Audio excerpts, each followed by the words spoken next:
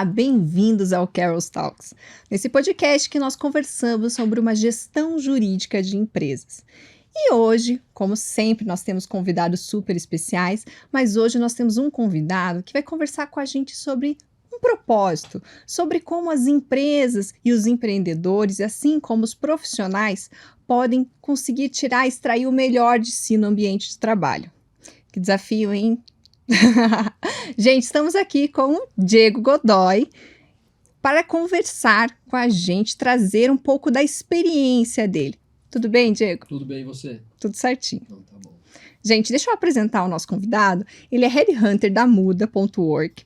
Trabalhou em empresas multinacionais do segmento de serviços profissionais, como PwC, isso? Isso. Michael Page e Walt Disney Company. Também é fundador do projeto 1%, reconhecido como iniciativa oficial pela Acnur mesmo? Da ONU, Acnur, gente, muito chique. E que trabalha na recolocação de refugiados no mercado de trabalho no Brasil. Ele é formado em liderança para inovação pelo MIT. Isso.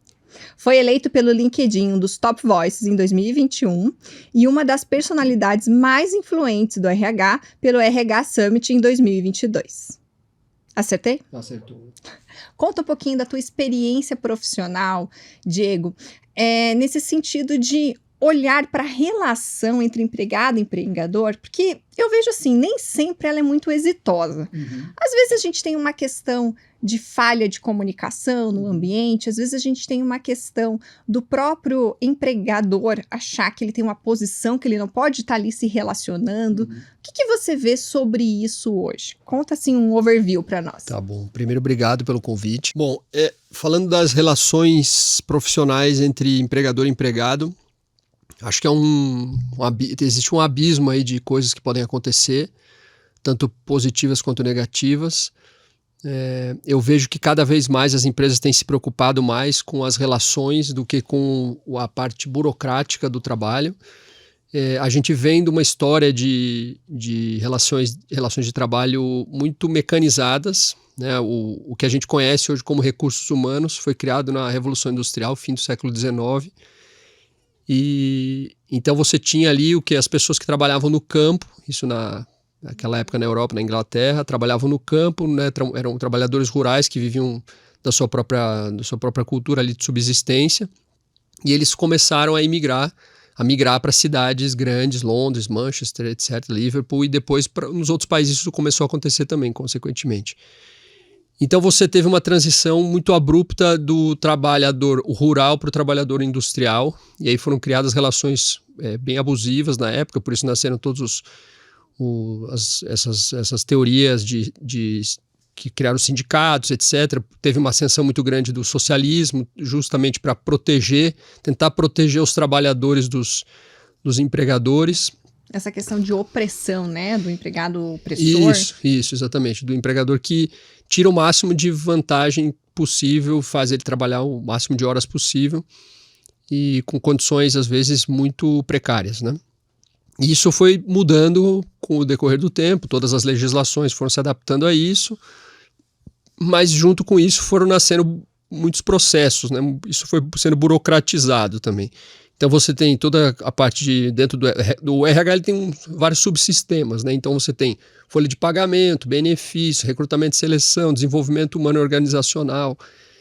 E todos esses processos, esses subsistemas, eles necessitam de muita organização, pessoas para operacionalizar isso. Mas eu vejo que cada vez mais as empresas têm terceirizado ou diminuído a carga, até pela automatização, de força no que era o antigo departamento pessoal, que cuidava das pessoas, para o que é o departamento de gestão de pessoas, ou de gestão de recursos humanos, para cuidar realmente das relações. Então, eu sei aquilo que hoje se fala muito de cultura, fit cultural, né, o que as empresas esperam das pessoas e o que as pessoas esperam das empresas. Isso é uma conversa recente na humanidade, a gente não tinha isso, não existia uma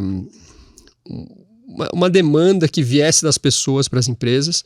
Isso é uma novidade, muito por isso a gente escuta muita tem muita discussão de faixa etária, de gerações, né? Falar, essa geração nova é muito exigente, quer tudo para ontem, exige demais e faz pouco.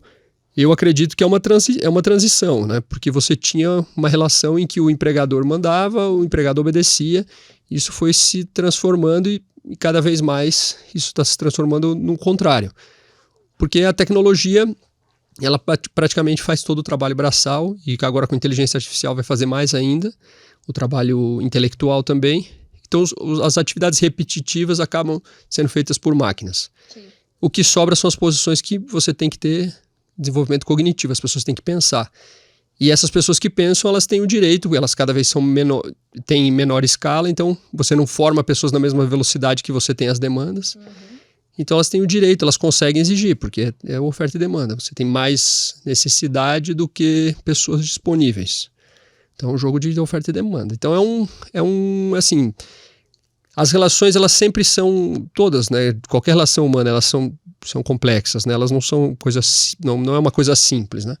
A relação de empregado e trabalhador, empregador e trabalhador é uma relação complexa também, além de todos os aspectos humanos que existem, e ainda tem a parte do dinheiro, né?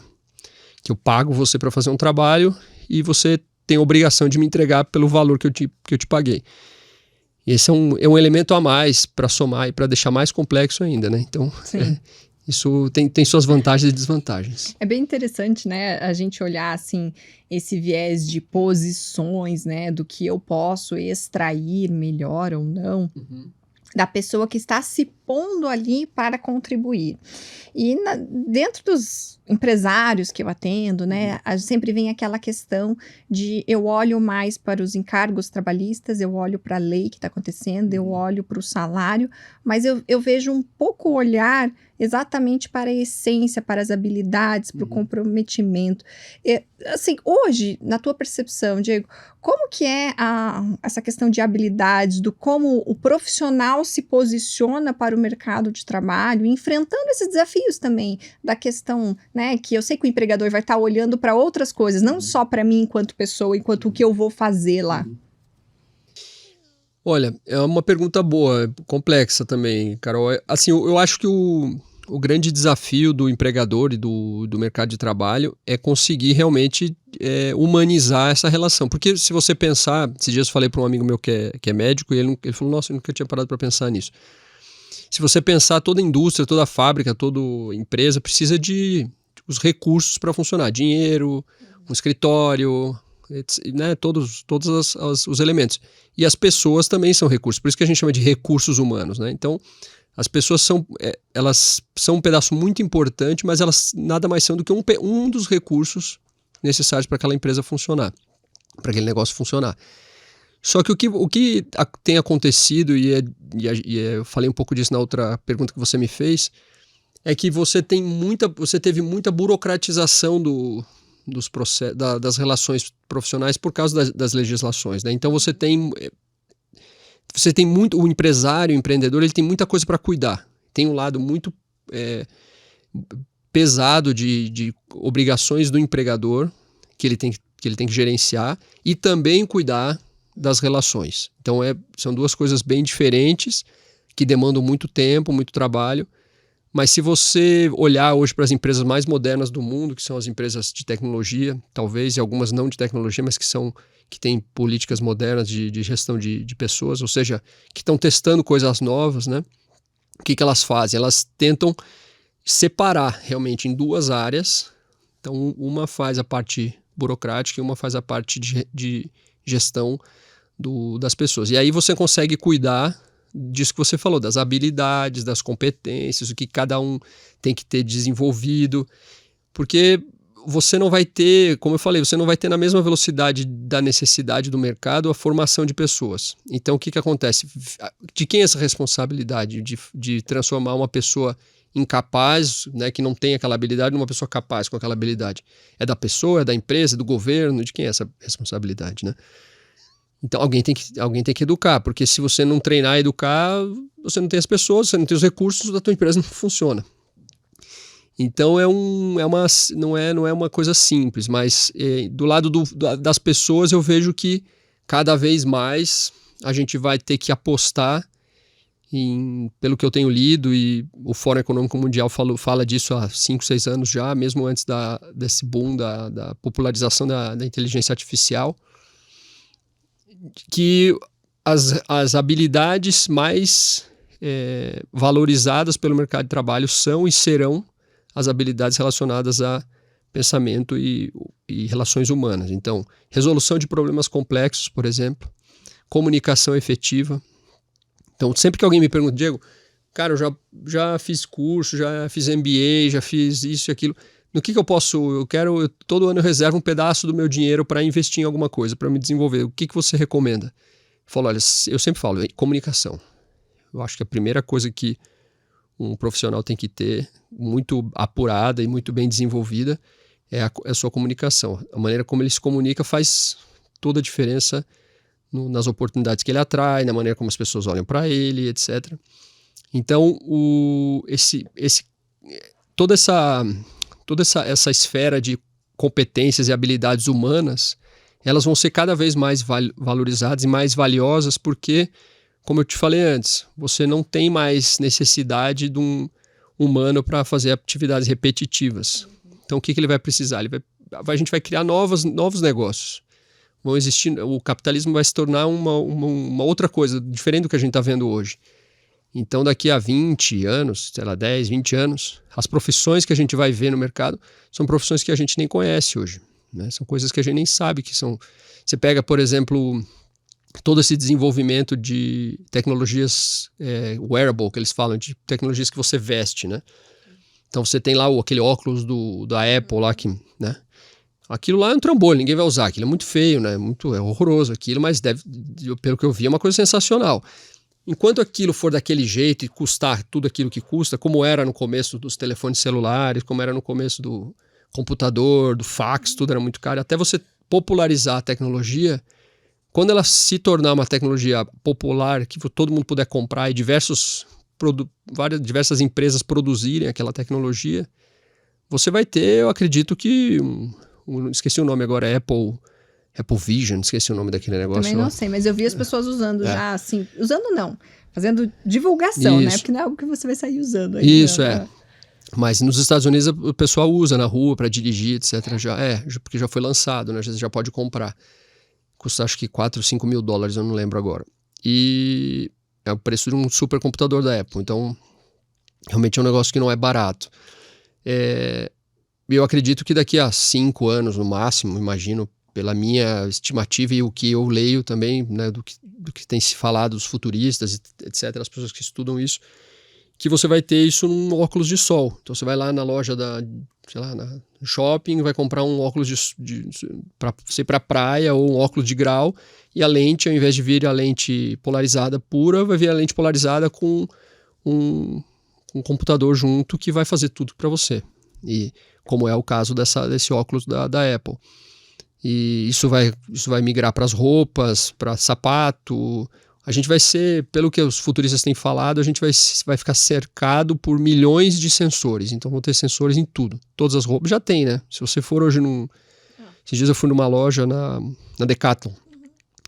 Você não precisa mais, não sei se você já foi lá recentemente, você pega o produto, não tem mais caixa, tem uma tela, uma bacia embaixo, assim, uma coisa assim para você colocar. Você coloca o produto, ele já te diz na tela o que está ali dentro. Então você não tem código de barra, que são as tecnologias de RFID, que é a internet das coisas, né? Então, se você misturar inteligência artificial, wearable technologies, RFID, realidade aumentada, tudo isso vai transformar muito a nossa economia. E aí, com que as pessoas vão trabalhar, né? Então, as profissões vão ser muito diferentes de hoje. E aí você fala, tá, que faculdade eu faço para estar pronto para isso? Não existe faculdade, né? Não adianta você fazer, vou fazer, sei lá, ciência da computação. As pessoas já falam assim, vou fazer TI, então por isso, você terminou a faculdade, já está defasado, né? E assim, eu acho que até a faculdade de TI, de ciência da computação, engenharia da computação, eu acho que é uma boa faculdade. Não quero tirar o mérito, assim, de nenhum curso, na verdade, mas tem isso da defasagem, mas ele também vai te formar, ele vai te dar uma base daquilo. É igual você dizer, eu vou fazer administração, eu vou administrar uma empresa. Não, você não vai, né? Vou me formar em direito, vou ser um baita advogado. Não, você não vai. Então, é mais ou menos... Até porque a faculdade, ela dá um sedimento, Isso, né? exatamente. Tudo que você vai conquistar, o que você vai ser, é da base da faculdade, né? Exatamente, você não sai um profissional pronto ali Não. para o mercado de trabalho, inclusive. Não, de jeito nenhum. E aí você vai ver... Você tem que viver todas as experiências possíveis, né? Baseado no que você tem de interesse ou no que aparecem de oportunidades para você. Essa questão, desculpa te interromper, mas Não, da imagina. comunicação eu vejo extremamente forte na minha profissão, né? Da necessidade. E como muitos conflitos decorrem deste problema de comunicação, Sim, de não muitos. ter uma comunicação efetiva. Então, dos procedimentos que a gente olha ali, a comunicação não violenta, a linguagem corporal, Sim. tudo isso são habilidades que quando você acaba buscando entender, você percebe o quanto falta nas outras pessoas, né? Sim, total. E com certeza é um diferencial para quem olha, tem esse cuidado com esse olhar para dentro do mercado de trabalho. Sim. Comunicação, acho que tem assim, uma vastidão de coisas, né? Você tem, por exemplo, todas as teorias de negociação, que você pensa em negociação, tem gente que vai pensar numa negociação de um cara que está sequestrando um ônibus, outro vai pensar numa negociação de uma venda de uma empresa, outro vai pensar numa negociação de um mercado. E às vezes existem negociações muito mais simples no teu cotidiano, de coisas de você negociar, eu posso trocar o meu horário com você. Se você usar uma estratégia de negociação, talvez você ganhe aquela negociação, ou os dois saiam ganhando. Exato. E tem um filósofo, né, ele já morreu, um filósofo alemão chamado Ludwig Wittgenstein, que ele falava que a gente não se comunica por palavras, a gente se comunica por imagens. E ele tem 2 ou 3 livros publicados sobre isso. E o que ele usa para explicar de maneira bem resumida é assim, quando eu falo a palavra praia, a praia que eu estou imaginando é completamente diferente da praia que você está imaginando. Não tem nada a ver. Se a gente desenhar e descrever a praia, você pode ter certeza que são praias completamente diferentes. A gente pode até falar do mesmo lugar, da mesma praia, mas a visão da praia que a gente vai ter vai ser diferente. Então, isso numa palavra simples, numa ideia muito simples como uma praia. Agora você imagina isso numa relação de trabalho em que as coisas são muito mais complexas e muito mais sutis, né? Então ali numa linha muito tênue, às vezes de comunicação, você passa uma mensagem errada e aquilo ali custa muito caro, né? Esses dias eu vi um psicólogo falando, às vezes uma palavra que você fala, uma frase que você fala, em segundos, você leva anos para consertar. Isso a gente vê as figuras públicas, né? Que falam ali, vou lá, e o repórter vai lá, provoca ele e ele fala uma besteira. E aquilo ali vira um negócio que o cara fala, eu falei sem pensar. Sim. E o contexto também, né? Porque daí você tira aquilo daquele contexto, coloca em outro, já vira outra mensagem completamente diferente. Então essa questão também de saber se posicionar no contexto certo daquilo que você quer trazer. A gente estava conversando sobre isso no episódio anterior, que a gente estava falando sobre capital visual. Sobre a importância de você comunicar verbalmente, visualmente, postura, etc. Entrou bem na linha. A gente não estava nem combinado, mas isso está no episódio anterior. Não deixe de assistir, eu vou deixar o link aqui. Tá bom. Você vai assistir também, né? Assistir. Depois você vai dar a tua opinião pra gente? Dou opinião, com opinião certeza. sincera, hein? A gente gosta de feedback sincero. Diego, dentro dessa questão de cultura empresarial ou cultura do estabelecimento, nós conversamos até aqui já voltando para um episódio de franquias, que o desafio da empresa, da franqueadora, é fazer com que o franqueado absorva a cultura daquele negócio e leve adiante. Eu assisti esse episódio, é o da Isabela, né? Exatamente. Assisti. E essa questão da necessidade... um intervalo aqui, porque eu amo quando as pessoas vêm e falam que assistiram o episódio. Eu assisti. Então, essa questão da importância da cultura, tanto para quem está abrindo um novo empreendimento, seja franqueado, mas também para o colaborador, para quem está engajado ali. Eu vejo...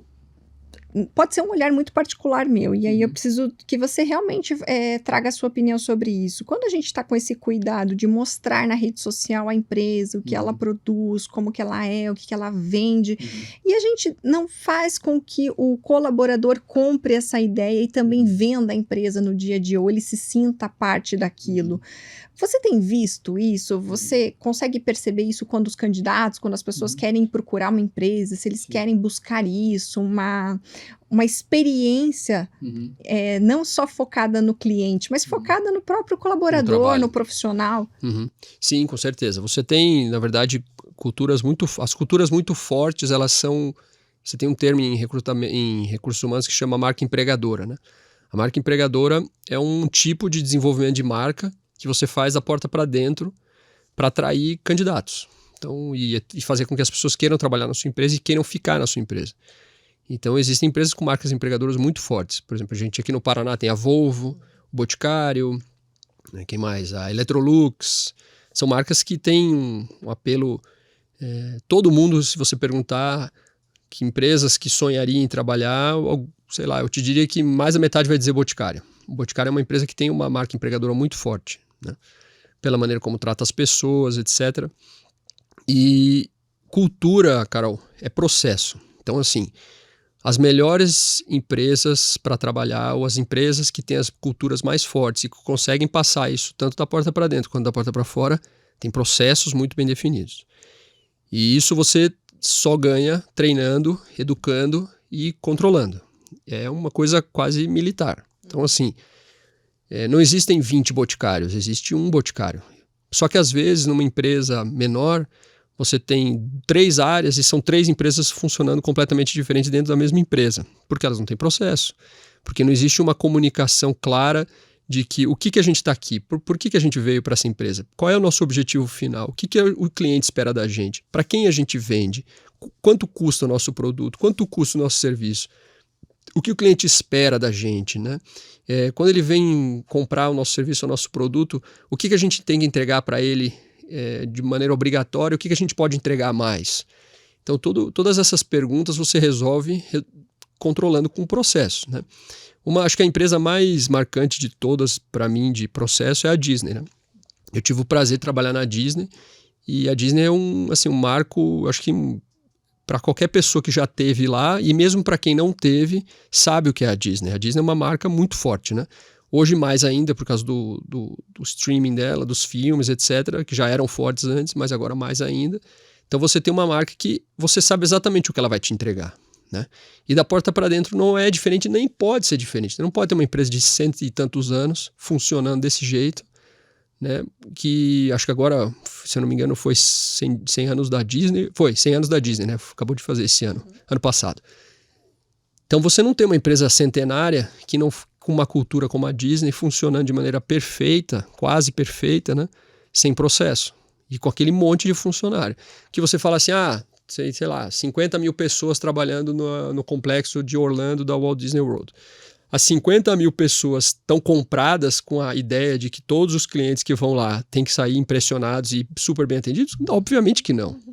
Vai ter o cara que vai estar de mau humor, o cara que está bravo com o chefe, o outro que acha que ganha mal, o outro que já está com o emprego certo e vai mudar semana que vem. Então sempre vai ter o cara que não vai cumprir aquilo lá. Mas como que a gente garante que mesmo com todos esses intempéries, essa pessoa cumpra a missão dela? Processo. Tem um negócio na Disney que eu acho sensacional, que tem um teórico da Disney brasileiro, chama Claudemir Oliveira, não sei se você já ouviu falar. O Claudemir é um cara que vale a pena pesquisar, ele é sensacional. O Claudemir foi executivo da Disney por 15 anos, ele mora lá em Orlando, brasileiro. E o Claudemir conta uma história, ele dá um exemplo sempre da Disney, que eu acho que é o exemplo que ilustra melhor realmente o que é a cultura da Disney. Então quando você vai para um parque, você chega no parque de carro, vamos dizer, em vez de se você não for de transporte lá do resort, que são os ônibus ou os trens, você foi de carro. Você chegou, estacionou teu carro, e você imagina a quantidade de carro que tem estacionado no estacionamento da Disney, né? Muito carro. E aí você tem lá as filas e eles fazem, essa é a fila 23 do Rei Leão, por exemplo. Então o cara que vai te pegar com o carrinho, ele fala lá no sistema de som, tire foto do lugar onde você parou o carro, porque no fim do dia você vai esquecer. Você não vai lembrar. Você vai ver tanta coisa que você vai esquecer. Então tire foto, anote num papel para você não esquecer onde você parou o seu carro. Só que vai ter o cara que não entende o que o cara falou, que estava com aquele monte de criança, ele não tira foto. Chega no fim do dia, ele esqueceu. Como que ele acha o carro dele naquele estacionamento? Não tem como achar, é impossível. Vai levar 3 dias para achar o carro. Então ele chega para um funcionário da Disney e fala, perdi meu carro. E o funcionário da Disney fala para ele, você quer ver? Eu vou fazer uma mágica com você. O Quer que eu possa fazer? Pode. Que horas você chegou no parque? Mais ou menos. Ele, entre 9h15 e 9h20. Então você está no 23 do Rei Leão. Com certeza, vamos lá ver. Chega lá, pimba, o carro do cara está lá. Como que ele faz isso? Existe um processo na hora que os carros estão entrando no estacionamento. Não sei se você já foi para Orlando, não. Quando você está chegando nos parques de carro, existe um procedimento em que todos os carros eles têm que parar no estacionamento que o funcionário da Disney aponta. Então você não pode chegar, eu vou igual no shopping, eu vou parar lá. Vou escolher minha vaga. Não, você para na vaga que ele mandar você parar.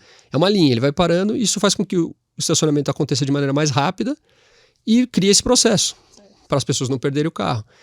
Então, o que isso, no fim das contas, traz para o cliente e para o funcionário? Primeiro que o funcionário tem um problema a menos. Ele sabe achar o carro do cliente. Segundo que o cliente ele sai ultra satisfeito, porque é um problema que ele nunca imaginou que ele teria. Às vezes aquilo ali, se ele não achasse o carro dele, estragaria a vida dele. Ia estragar o dia dele. Teria um dia maravilhoso na hora de pegar o carro que a Disney não tem responsabilidade nenhuma com isso. E ela poderia dizer para ele, cara, o problema é seu. Você perdeu o teu carro, daqui da porta para fora é com você.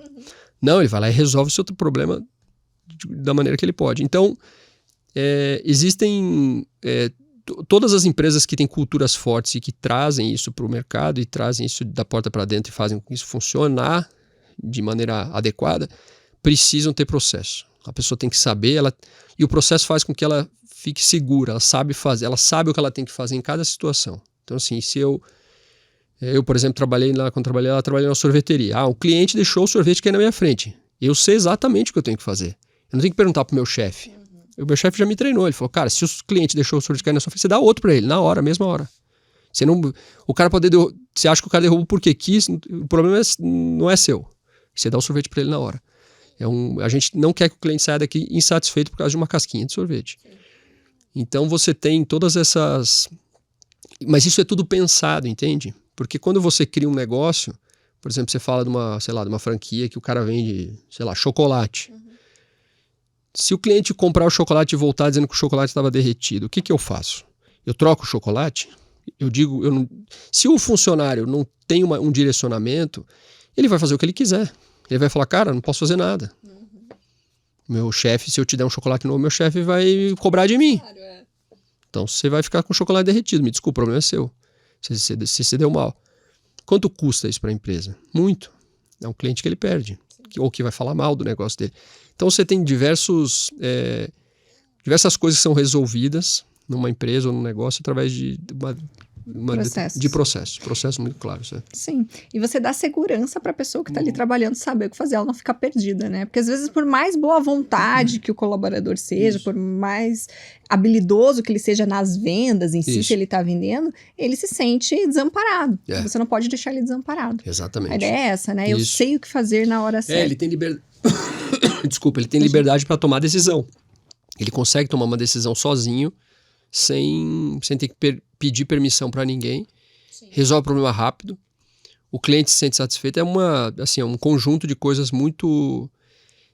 eu acho, a Disney assim, imagina, né, quanto tempo ela funciona, então eu posso dizer que talvez todos os problemas que um cliente pode ter no dia a dia estão mapeados, né? Sim. Então você sabe exatamente como resolver. Diego, essa questão da utilização da tecnologia ao nosso favor. Eu confesso que eu sou uma apaixonada por tecnologia. Inteligência artificial, para mim, tem feito muito sentido no meu trabalho. Então, assim... Mas é claro que a gente não pode pensar que eu vou delegar a minha atribuição para o uso da tecnologia exclusiva. Eu sei coisas que eu tenho que fazer enquanto Caroline e usar aquilo como suporte. Pelo menos na área jurídica, para mim, é assim. Então, eu posso usar um assistente de elaboração de documentos, mas eu não posso achar que ele vai fazer todo o meu trabalho de organizar, de planejar e de estruturar aquilo, né? Que é o que as pessoas me contratam. Contratam o meu conhecimento, a Caroline, eu quero que ela resolva, enfim. Mas também a gente tem aí a utilização de rede social, a utilização de outros meios tecnológicos a favor de divulgar o nosso trabalho, de gerar uma autoridade. Como você tem visto o aproveitamento dessas tecnologias pelas pessoas que estão procurando uma posição melhor ou mudar de profissão? Você tem percebido alguma linha nesse sentido? Sim, com certeza. Vou separar, né, a inteligência artificial das redes sociais. Eu vou falar primeiro da inteligência artificial. Acho que a inteligência artificial, ela é a gente nem conhece ainda o potencial que ela tem. Isso que a gente hoje tem na mão, que é o ChatGPT e talvez os geradores de imagem, lá o DALL-E e o Midjourney são impressionantes, né? E vão mudar muito mais ainda. O ChatGPT lançou mês passado, eu acho, um gerador de vídeo, não sei se você já viu. Não vi. É incrível também. Tem algumas coisas que são defeituosas, né? Não sei se você já viu lá, o ChatGPT, ele tem um problema com quantidade de dedos da mão, não sei o que e tal, mas são falhas muito simples agora para serem resolvidas. Então eu acho que a inteligência artificial, ela veio para somar e ela veio para automatizar coisas que a gente levava muito tempo para fazer. Então você pega, por exemplo, um texto enorme e coloca no ChatGPT e fala para ele resumir para você e você explica que tipo de resumo você quer. Ele resume para você numa velocidade que é impressionante, menos de 10 segundos o negócio, é uma coisa maluca. Mas, ao mesmo tempo, não tem a qualidade do resumo que teria se você resumisse. Porque ele é melhor que você, provavelmente ele é melhor que você na hora de resumir. Mas ele tem uma diferença que é a compreensão do todo, que é impossível você ganhar, por exemplo, num resumo. Não tem como. Porque vão ter coisas, vão ter elementos num texto, por exemplo, que vão tocar as pessoas de maneira diferente. Então, por mais técnico que seja o texto, não tem como eu dizer para você que eu leio um resumo do livro da Clarice Lispector é a mesma coisa de eu ler o livro da Clarice Lispector. Não é. É igual eu dizer para você que eu vou assistir uma sinopse de um filme lá, sinopse de um filme, e no fim eu vou assistir o filme e dar na mesma vez. Assim, não dá, é diferente, as coisas tocam você diferente. Então a inteligência artificial, ela veio para ajudar a diminuir o trabalho, mas o que o homem faz, a maneira como o homem faz, ainda é insubstituível em muitas coisas. Então tem pedaços do nosso trabalho que de fato vão ser feitos por inteligência artificial, mas tem pedaços que a gente não vai aceitar.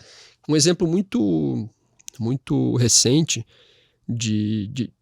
que é um exemplo para mim muito, muito emblemático, foi a foto da princesa Kate que aconteceu recentemente, não sei se você acompanhou, que ela publicou uma foto, ela com os 3 filhos, e horas depois as agências de notícia perceberam que a foto era falsa, que ela tinha manipulações, né?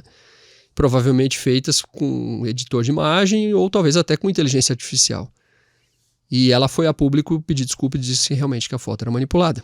Então o que isso significa? Significa que nós não aceitamos fotos manipuladas. O ser humano não quer ver a princesa Kate do inteligência artificial, ela quer ver a princesa Kate real. Por mais que ela esconda alguma coisa, a gente não quer ver. A gente quer ver o real. Sim. Então, esses dias eu estava passando na rua com a Clara, com a minha filha, e tinha um restaurante novo, e aí tinha o símbolo do restaurante era um bicho lá e tal. E aí ela disse, olha que engraçado, tal, o símbolo e tal. Aí ela disse, mas você vê, foi feito por inteligência artificial, ela disse para mim. E ela falou, não é tão legal, né? Se fosse uma pessoa que tivesse feito. Então a gente nunca vai, por mais perfeito que seja, se você pedir pro Dalí fazer um quadro de Van Gogh, ele faz parecido, né? É muito parecido. Mas não é um Van Gogh. Nunca vai ser, né? É igual você dizer, eu tenho o cara que tem o Picasso em casa e pagou milhões de dólares e o cara que tem o arquivo do Picasso printado. Então, alguém pagou, ele tem, você não tem, né? Então é mais ou menos por aí. Sobre as redes sociais, eu acho que é uma excelente oportunidade que a gente tem hoje na mão, porque antes a gente dependia de outras redes sociais, que não eram as eletrônicas, na internet. Então eu precisava ser membro do Conselho Regional de Administração, da Associação de Profissionais de Recrutamento, de RH. E se você olhar, felizmente e infelizmente, essas associações, esses grupos, eles perderam muita força. Porque você depende menos deles, né? Então antes você tinha um canhão de informação que era jogado e pegava em todo mundo. Aí algumas pessoas eram atingidas por aquilo, que era a televisão, por exemplo. Né? Se você pegar, eu tenho 43, quando eu tinha 10, daqui a 33 anos atrás. 33 anos atrás. 33 anos atrás eu sentava na sala com os meus pais e todo mundo era obrigado a ver o mesmo programa. Né? Hoje cada um vê o seu celular e a propaganda que passa no meu celular é diferente da propaganda que passa no celular do meu pai, que é diferente do celular da minha mãe. Isso se você teve um ganho de possibilidades, que assim, uma marca de caneca pode anunciar caneca para 20 pessoas, que são as 20 pessoas que vão comprar caneca. Você não precisa mais ir para o Jornal Nacional e gastar milhões de reais para fazer uma propaganda de um negócio que... então, ou o cara vendia ali na rua dele, no bairro dele, ou ele não tinha como crescer o negócio dele. E com as pessoas é a mesma coisa. Então, ou eu atingi o grupo ali de pessoas que estavam em volta de mim. E eu fico pensando, por exemplo, um candidato, um profissional, né? Eu, quando comecei em recrutamento há 15 anos, a gente ainda recebia currículo em papel, né? Então, chegava os currículos em papel, tinha uma pessoa que separava por área, ia lá, os currículos de vendas, os currículos de finanças, aí ia lá, separava, botava num malote, mandava para São Paulo, na matriz, aí a matriz transformava o papel em dado, aí esse dado entrava num banco de dados, esse banco de dados... Então, da hora que o cara imprimia o currículo dele até chegar no meu computador, levava 15 dias. Sim. Hoje o cara faz um perfil no LinkedIn ou põe um currículo dele na Cato, no Indeed, seja lá qualquer outro banco de dados, e em 2 segundos está online. Ele cria uma página no Instagram falando que ele vende o programa, sei lá, o serviço tal, ele tá online. E ele pode vender para mim, para você e para o cara no Canadá, na China, né? Então você teve um ganho de possibilidades com a criação das redes sociais e com a propagação das redes sociais que a gente não tinha na época pré-redes sociais. Isso é muito bom, eu vejo com excelente, para mim foi excelente. A minha empresa não existiria se não fossem as redes sociais. Eu vendo 90 e tantos %, acho que quase 95% hoje pelo LinkedIn. Então eu dependo, minha vida, meu faturamento hoje depende do LinkedIn. Então, sei lá, nem sei como seria, né? Não tem como saber, né? Não tem como a gente imaginar. Mas era muito diferente. Então você tinha, quando eu comecei em recrutamento, a primeira pergunta que o RH fazia, até hoje em dia, quando você vai numa reunião com o RH mais antiga, eles fazem essa pergunta. Quantos currículos você tem? Quantas pessoas você tem no teu banco de dados? Né? Isso era um poder, cara, que tinha muitos candidatos no banco de dados. Hoje você paga lá, sei lá, a Cato custa R$500 por mês. Você paga R$500 por mês e tem todos os currículos do Brasil na Cato. Então você não precisa mais desse poder que você tinha. Então isso mudou muito o jogo, sabe? Mas eu acho que tem um aspecto muito positivo nisso, e tem o negativo também, né? Que eu acho que aí você tem pessoas que cometem erros no momento de se promover, e que aí não vem ao caso, né? Cada um é livre para fazer o que quer, mas eu acho que tem pessoas que cometem erros gravíssimos e se expõem de maneira desnecessária e que não vai converter em negócio nunca para ela. Nunca. Aquilo não vai transformar... jogar dinheiro pela janela e pior... transformar a sua imagem pessoal, profissional, numa coisa negativa. Então, eu acho que a gente está no começo, não sei se no começo, mas a nossa geração é a última geração que viveu sem internet, né? Sim. Então, os próximos já nasceram nesse são nativos mundo, da internet. Então, pra gente é muito novo ainda, a gente está se acostumando, mas as próximas gerações é natural, né? Aquilo ali vai ser uma coisa orgânica, vai crescer, vai ser junto com... Tudo vai funcionar de maneira... Eu vejo a Clara, por exemplo, ela fez 11 agora, ela faz trabalho no PowerPoint. Eu sei lá... Cadê a nossa cartolina? Pois é, exatamente. Ainda tenta lá, a escola ainda tenta fazer uma coisa no papel e tal, mas também educar uma criança para fazer um trabalho num papel, quem que apresenta num papel hoje em dia? Né? Sem sentido. Então é mais para você ter a experiência mesmo de como era, né? E é uma vitrine, né? Acho que a gente tem que tomar o cuidado, assim, o que eu penso, né? No momento de postar. Já vieram propostas para mim no sentido de, vamos falar mais sobre você quando eu tô num perfil da minha vida profissional, por exemplo. No sentido de, não, as pessoas têm que se conectar com você, Carol. Não basta você falar só sobre o direito. Não basta você só falar como a pessoa faz o melhor contrato. Eles querem saber como é a Carol. O que a Carol faz? Você acha que isso faz sentido realmente as pessoas quererem se conectar com você para comprar com você? nesse sentido profissional mesmo, eu digo assim, vai fazer sentido para uma empresa olhar para a Carol além do que ela é profissionalmente, do que ela traz de conteúdo, se ela é uma pessoa, sei lá, que ela tem uma vida social ativa, como que ela é com a família dela. Isso faz algum sentido? Eu acho que sim, porque pessoas se conectam com pessoas, né? Então, eu vejo que sim, que... Só eu acho que tem que tomar muito cuidado com o limiar disso, sabe? Porque tem coisas que não são... apesar que isso é muito discutível, né? Eu volta e meia vejo essas discussões na internet. Porque se você pega pessoas, por exemplo, acho que as grandes influenciadoras do Brasil, uma delas é a Bianca Boca Rosa, não sei se você conhece. Ela posta absolutamente tudo da vida pessoal dela. Tudo. O que ela come, quem é o namorado dela, a roupa que ela vai vestir. Só que aquilo ali existe uma lógica por trás daquela postagem. Porque ela vende aquilo também. Ela também vende o lifestyle, ela também vende a comida, ela também vende a roupa. Então tudo que ela faz tem um pedaço que está vinculado a um produto. Não acha que ela posta lá o namorado dela bonito porque ele é bonito. Não, porque o cara está vestindo uma camiseta de uma marca que ela faz publicidade. Sim. Pode ter certeza.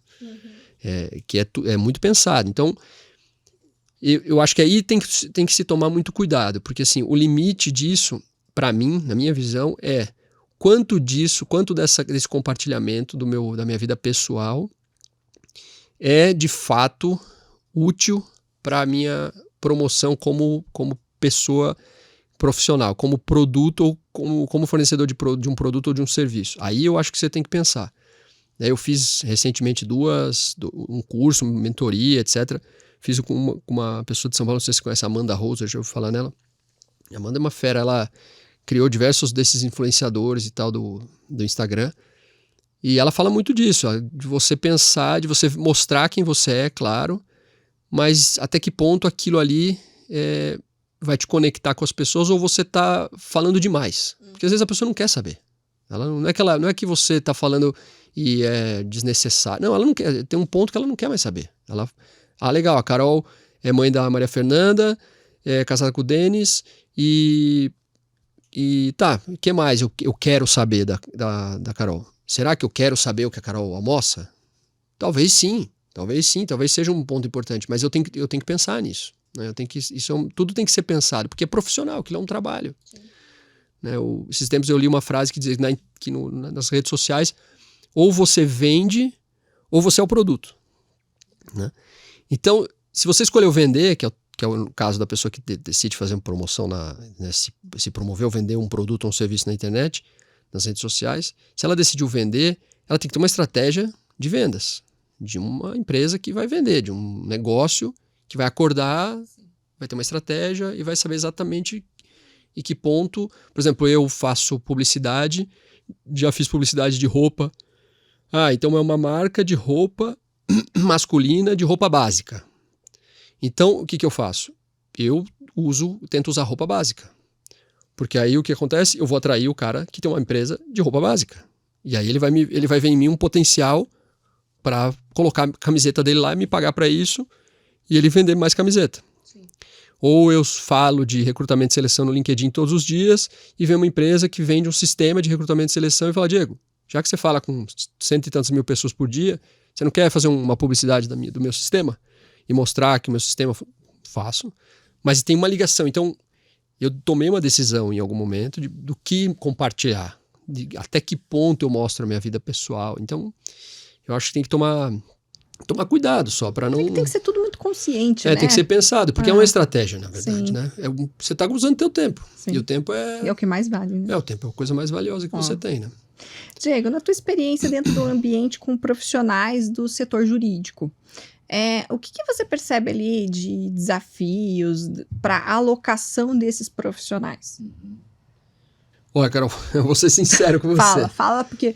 Isso é um assunto tabu, é um assunto tabu lá na empresa.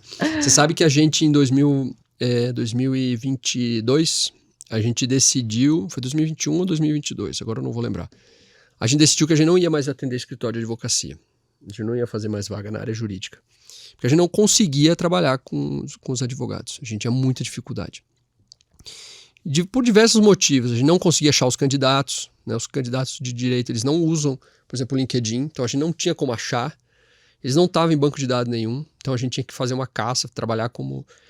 Assim, ligar nos escritórios, procurar pelos candidatos, como era antigamente o recrutamento. Mas dava muito trabalho, porque hoje as pessoas não têm mais telefone fixo, aí você tinha que descobrir o celular, era muito difícil. E também com os clientes, a gente tinha muita dificuldade com os escritórios, que não entendiam, porque eles não tinham na cultura deles o uso de um serviço como o nosso. Então, ou achavam muito caro, ou não entendiam o que a gente fazia. Então, a gente gastava muita energia para atender e para recrutar. Então, a gente decidiu que a gente não ia mais fazer, não ia mais atender. E aí, no ano passado, ano retrasado, foi 2022 para 2023, a gente trouxe um advogado que apareceu num processo seletivo e um dia me disse, Diego, eu tenho vontade de trabalhar como recrutador e se você tiver interesse e tal. Eu falei, olha, vamos fazer um teste. Né? Ele estava trabalhando como advogado num escritório. Vamos fazer um teste, eu vou te dar uma vaga, vou te ensinar como faz.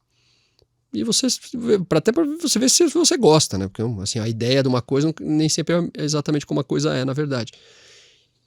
E aí dei para ele uma vaga, ele fez a vaga, gostou e dei mais um e hoje ele trabalha com a gente. Né? Ele chama Bruno Cardoso. O Bruno é um advogado que virou recrutador da área jurídica. Então a gente voltou a atender os escritórios de advocacia, voltou a fazer vagas na área jurídica. E porque a gente tem um advogado conversando com o advogado. Aí funcionou. Mas assim, ele mesmo reclama, ele fala que é muito difícil, principalmente a questão do entendimento do advogado se vê como um profissional que tem uma carreira. Isso tem muito também. Então, assim, algumas coisas, por exemplo, muito preocupado com cargo. Então, assim, eu sou advogado contencioso tributário pleno. Então, eu só vou aceitar uma vaga se for um advogado contencioso tributário sênior. Tá, cara, mas quanto você ganha hoje? Eu ganho X. Tá, eu tô te dizendo que você vai ganhar 2X. Não, mas se não for sênior, eu não vou. Como você não vai? Tô te falando que você não vai regredir, você vai progredir. Não vou. Se eu não tiver um ganho no nome do cargo. Então existem coisas, isso não é só no mundo jurídico, mas a gente percebe que na advocacia, no meio dos advogados, tem essas questões. É muito forte. Então é muito difícil você achar o candidato. Tem essa coisa do escritório, porque a gente acaba atendendo, isso é bem interessante também. Tem os escritórios de advocacia que têm comportamento de empresa, eles não se comportam como um escritório de advocacia. Né? Eles são grandes escritórios que, no fim das contas, são uma empresa. Tem RH, tem marketing, tem um administrativo, tem os sócios que comandam a estratégia e tem as equipes e tal. Então, são escritórios maiores, às vezes escritórios menores, que também se comportam como empresa. Esses são mais fáceis da gente trabalhar. Agora, os escritórios super tradicionais, em que são, né, ali você tem advogados muito conceituados, famosos, teóricos, é muito difícil. A gente tem dificuldade. E é um trabalho de cultura mesmo, né, de aculturamento. Você tem que ensinar o cara, olha, recrutamento e seleção funciona assim. A gente apresenta os candidatos, você entrevista, aí você me diz se você gosta, se você não gosta, aí a gente faz outra lista, aí você me paga tanto.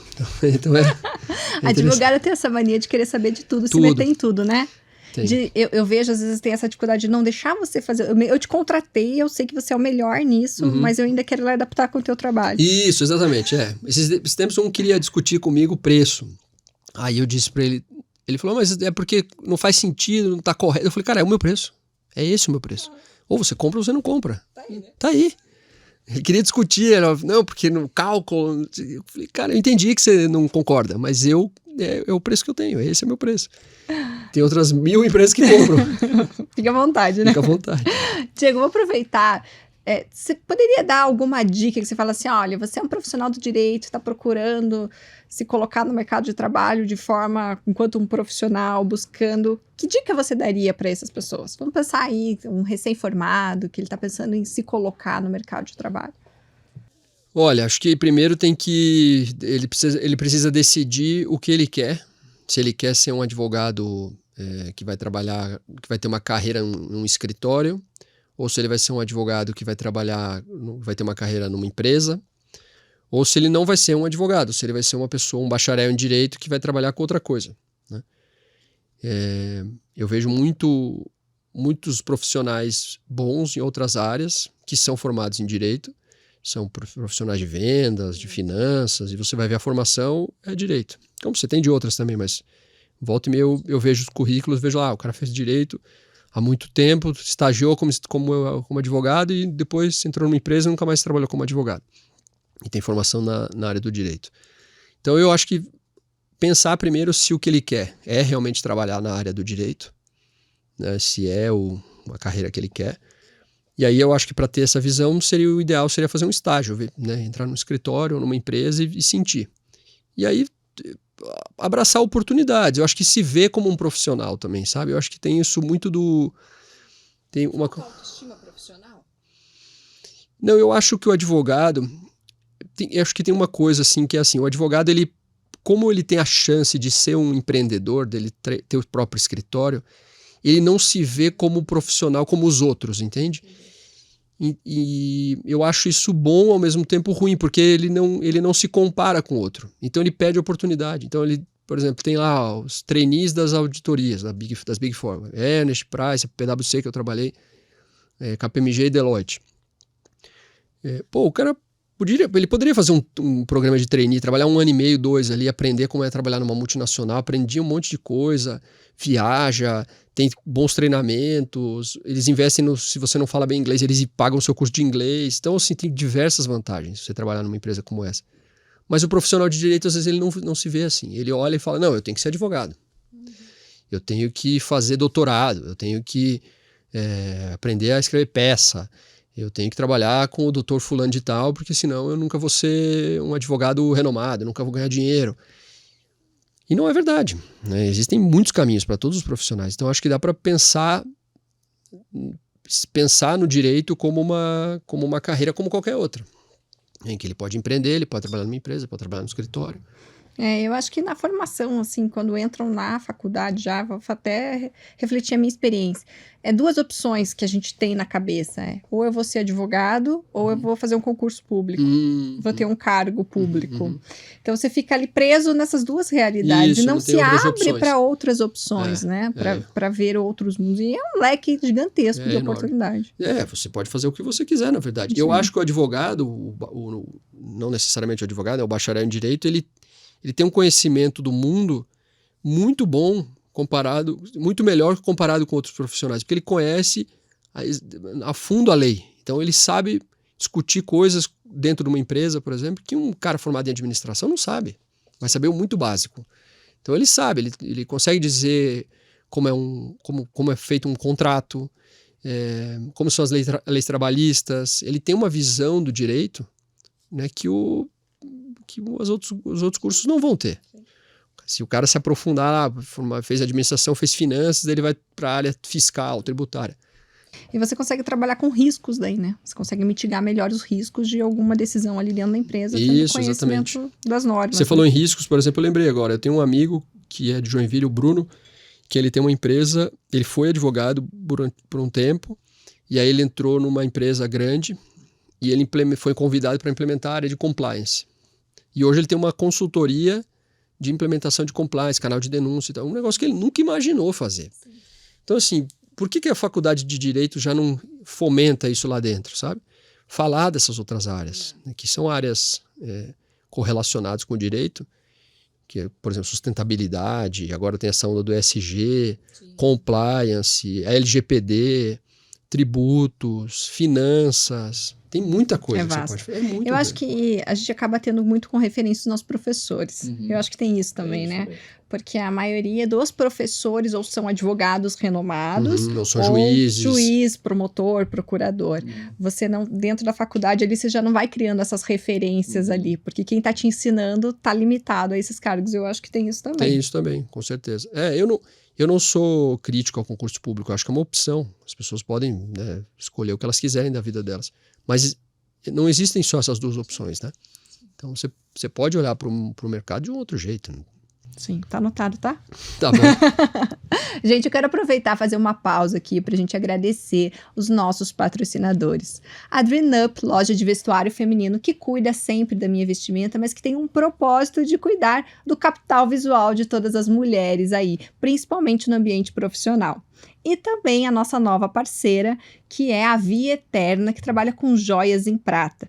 Também olhando aí para a mulher num elegante, visionária, essa é a essência da Via Eterna, mas também que tem joias para homens, para crianças, e nós temos cupom de desconto do Carol's Talks.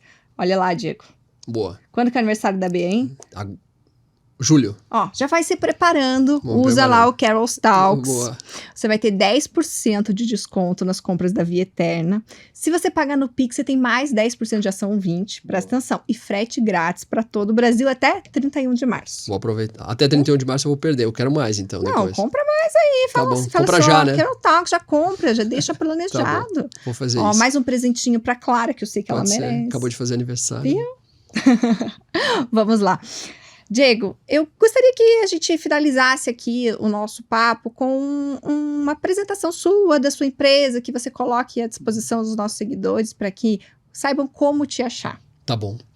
Bom, a gente tem uma empresa eu tenho uma empresa de recrutamento e seleção, eu falo eu e meus sócios, né? A Mari e o Marcelo.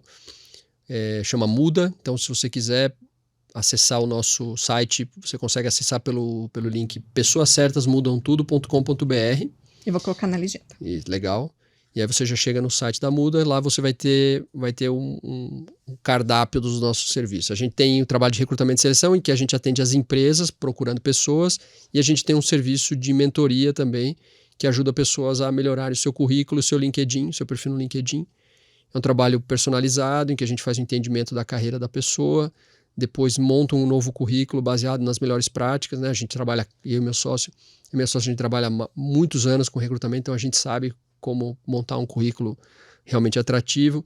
Depois disso a gente faz alguns testes comportamentais também, vai para o LinkedIn, monta esse material de apresentação e aí depois a gente compartilha esse perfil desse profissional com a nossa rede de contatos, com as empresas que ela tem interesse em conhecer, etc. Então, é um trabalho bem legal que dá para fazer. Então, a gente trabalha o recrutamento e mentoria. Os dois você encontra lá no nosso site. Eu vou contar para vocês que tem uma amiga em comum aí que recentemente passou por ali, tá bem alocada e ela ficou muito feliz. Ah, é? Você me conta quem é. Conto sim. Gente, eu quero te dar um presente que é de nossa Oba. outra parceira, que é a canecapersonalizada.art, que é a nossa patrocinadora do canal, Tá bom. para você levar para o seu escritório Muito obrigado. a nossa caneca. Obrigado, Carol. Os docinhos para vocês, Boa. para as meninas. Já vou comer o docinho. Diego, muito obrigada. Obrigado Pra a você, mim, Carol. é uma graça divina ter essa oportunidade. Obrigada por ter confiado neste momento, dedicado o seu tempo. Para mim é muito gratificante. Eu que Obrigada. agradeço. E não deixem de nos seguir nas redes sociais do caroltaborda.dv e eu vou deixar todos os contatos do Diego aqui também para vocês. Um beijo e até o próximo.